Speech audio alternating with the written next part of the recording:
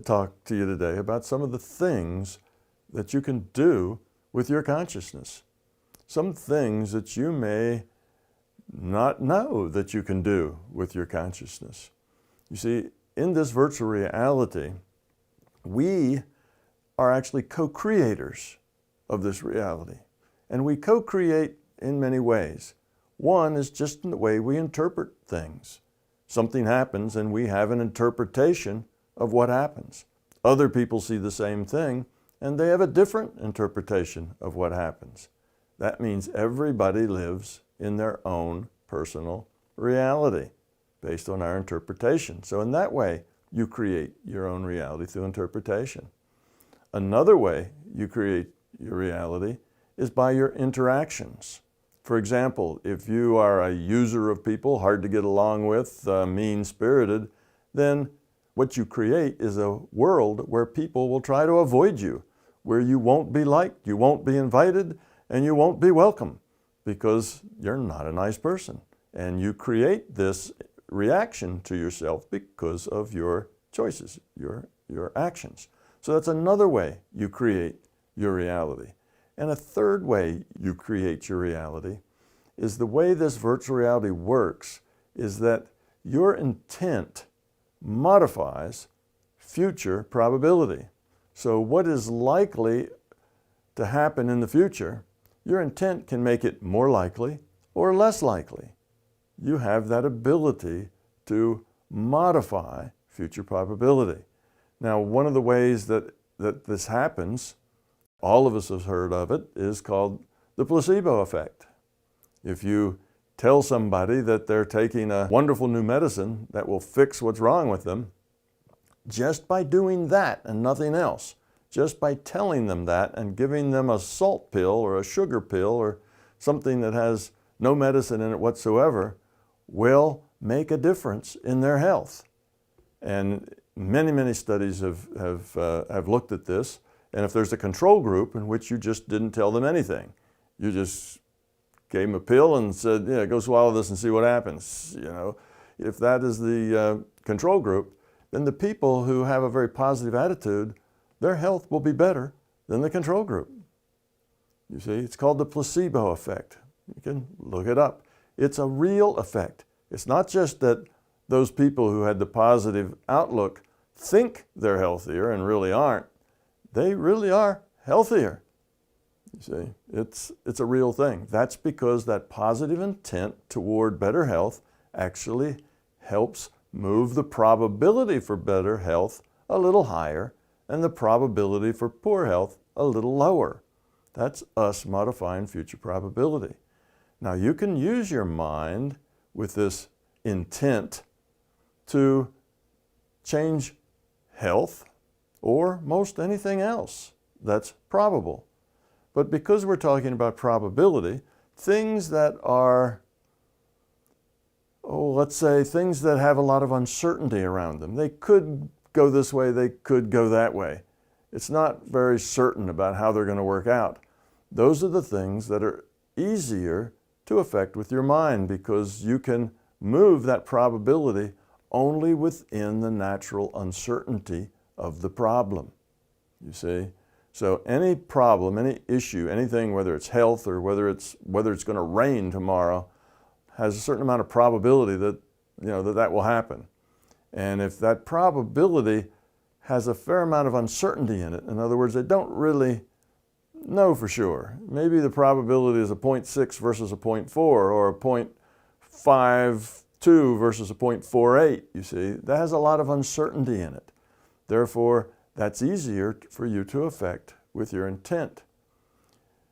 If the probability is a very strong one, say 100,000 to 1 that something's going to happen, well, you can use your intent and maybe you can change that probability all the way down to only 1,000 to 1. Well, you changed it 2 orders of magnitude. Wow, you're a real strong changer of probability, but it's still not likely to happen because it's still 1,000 to 1, you see. So it's not that you can make anything you want happen, but you can modify the probable future. Now, how do you do this? You do it with an intent. But the intent isn't effective If it's an intellectual intent, if it's something you're thinking, that's only making a wish. It's like throwing your penny in the wishing well and say, oh, I wish for, a new teddy bear and a new bicycle. That's not very powerful. The intent has to come from the being level, from the core of you, from the center of your being. It needs to have power and not just be a wish. The power, you have to have a connection. You have to have some feeling, some emotion, some investment in this. It's not just a casual thing. It's something that means something to you.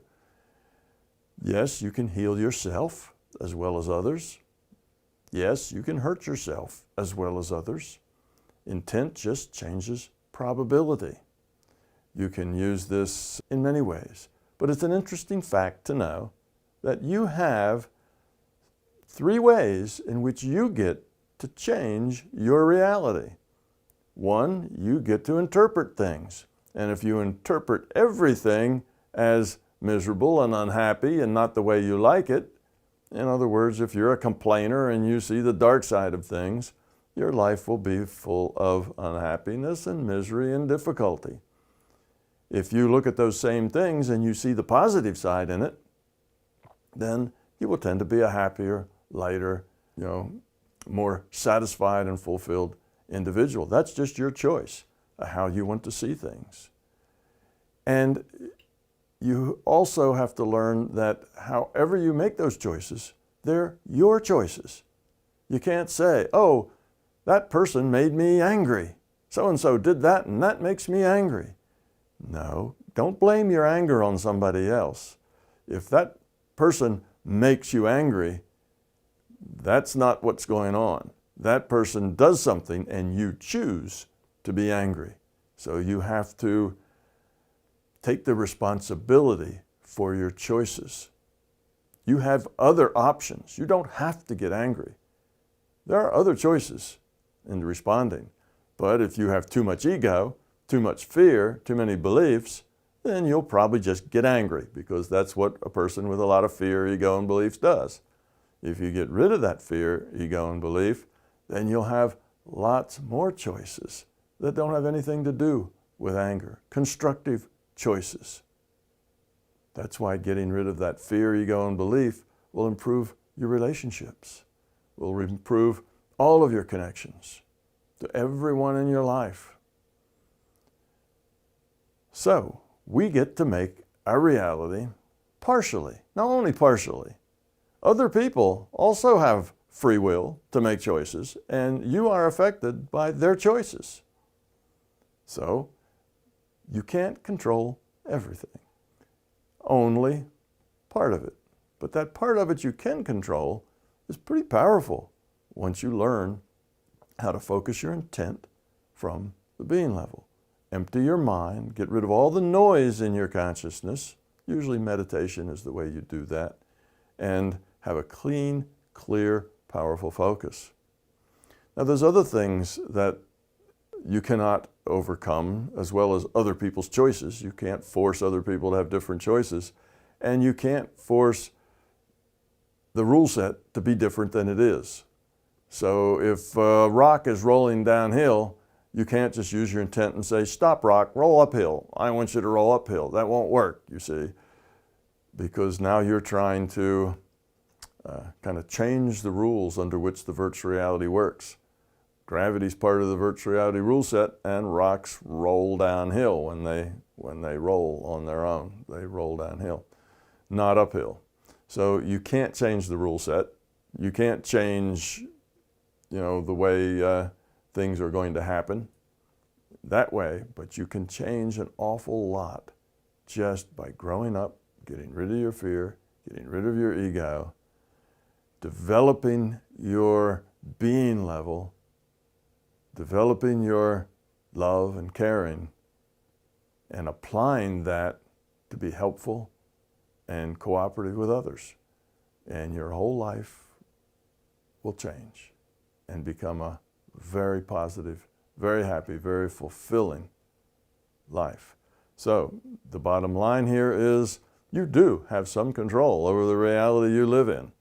And the biggest contribution you can make to this reality that you live in is to change yourself.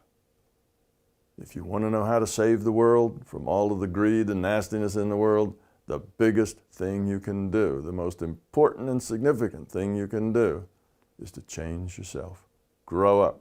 Get rid of your fear, ego, and belief, and that will maximize your contribution to this world. Because by you doing that, you will help lots of other people with who you have contact do the same thing. As an example, and because we are all netted, this consciousness is netted, every consciousness is in the net. What we do and how we think affects other people.